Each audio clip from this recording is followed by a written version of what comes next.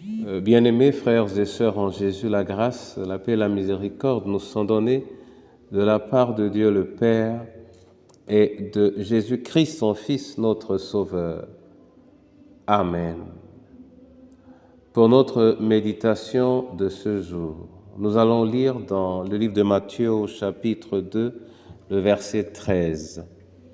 Avant la lecture, nous chantons à la gloire du Seigneur dans notre recueil sur les ailes de la foi, le cantique 82, brillante étoile du matin.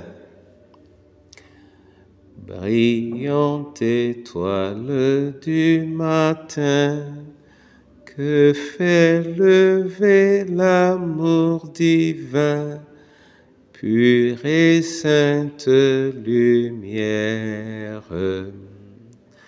Répand dans nos cœurs ta clarté, viens dissiper l'obscurité qui règne sur la terre.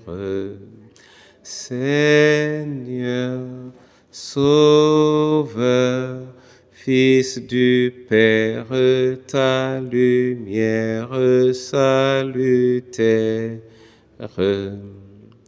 nous conduit et nous éclaire. Oui, Seigneur, ta lumière nous conduit et elle nous éclaire. Qu'elle nous guide au cœur de ta parole, au nom du Père, du Fils et du Saint-Esprit. Amen. Matthieu chapitre 2, verset 13.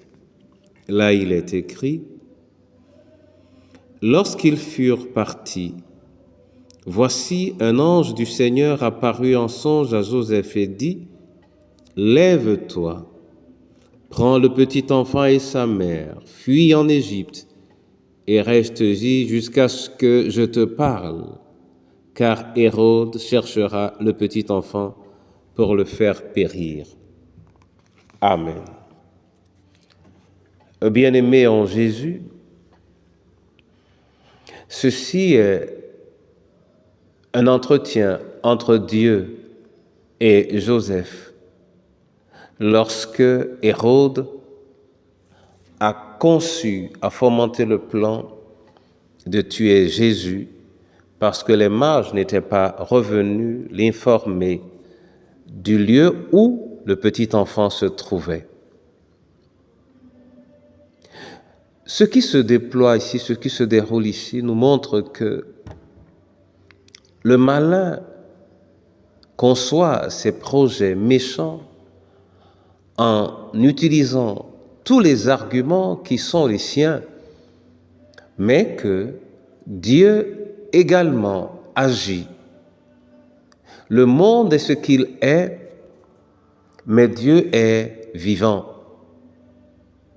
Dieu, pour ne pas permettre qu'Hérode réussisse son plan, a parlé à Joseph.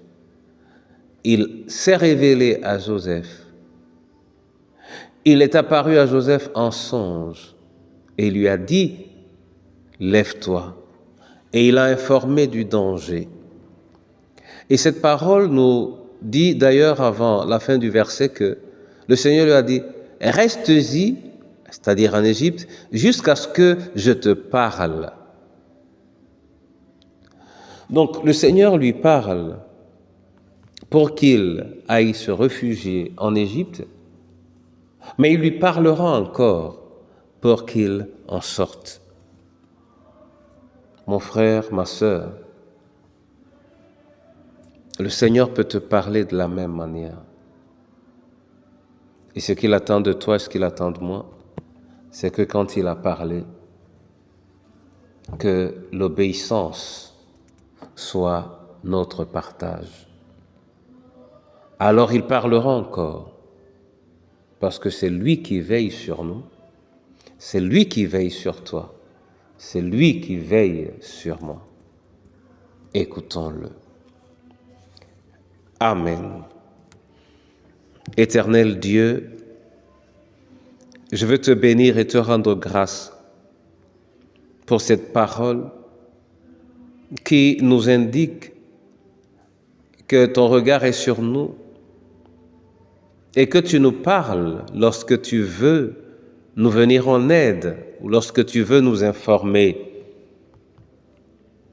Donne-nous de garder cela dans notre cœur et d'apprendre à être attentifs. Et lorsque tu as parlé, que nous ayons du plaisir à t'obéir. Comme le dit la parole, que nous fassions de toi notre délice et que nos yeux se plaisent dans tes voies. Car tu nous accorderas ce qui est bon pour nous. Entre tes mains, les malades, les prisonniers, les esselés, les abandonnés, parfois dans leurs tâches, dans l'éducation des enfants. Entre tes mains, tous les parents qui ont perdu un enfant. Entre tes mains, le veuf, la veuve et l'orphelin. Seigneur, toi-même, révèle-toi à nos différentes familles, révèle-toi à notre pays, révèle-toi, Seigneur, à ton Église de manière particulière en cette saison. Permets qu'elle puisse vivre cette réalité que Joseph a vécue à tes pieds, que tu parles à ton Église, que tu reparles à ton Église dans l'obéissance au nom de Jésus-Christ. Amen.